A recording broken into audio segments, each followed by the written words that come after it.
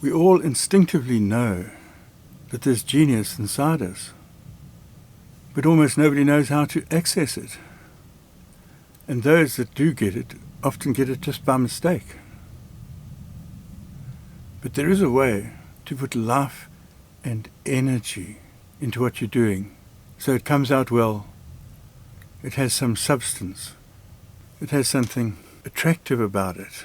What really makes something into a well-liked and wonderful thing is the amount of energy in it.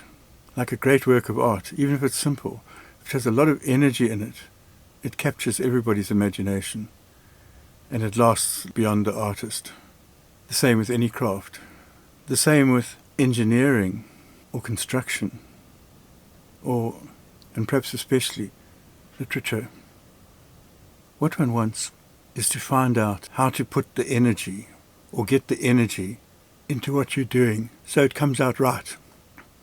And it feels right to everybody, yourself included. How does one do that? Well, you do it by putting energy into it. Maximum energy. And the way to do that is to focus on one task at a time.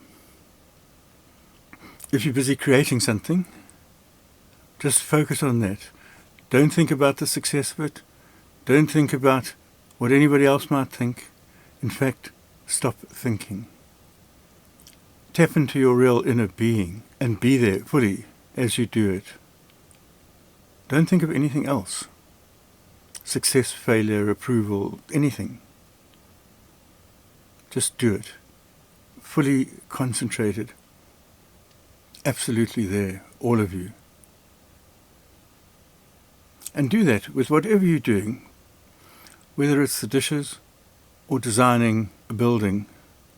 It could be to do with a relationship, a business relationship, a relationship with a partner, a relationship with a child, a relationship with a business colleague. When you're involved in it, be involved in that only, and don't let your attention go anywhere else. That's the basics. When you do that, it allows your real inner being to produce something. It's not something you've thought out or calculated, or your mind is not the creator of anything. If you let your mind take charge, whatever you're going to do is going to be empty, because there is no life and energy in the mind. The mind just makes whatever your attention is on. And if your attention is on success, whatever it is, great material success or great spiritual success, if your attention is on that, and the mind is your assistant, you'll have tremendous results. When the mind takes charge, when the mind harnesses your attention and goes where it wants to go, then you have something that's very shallow, something that's very lifeless. It doesn't produce anything lasting or great. In fact, it hardly holds anybody's attention at all for any length of time. If you put your full attention into what you're doing, let your conscious awareness produce the result, not your mind. Then see what you'll get. The mind has no power. All it can do is combine other thoughts, because the mind is just thoughts. The mind can project. The mind can frighten you, but the mind cannot create. Put your full attention into what you're doing and into nothing else.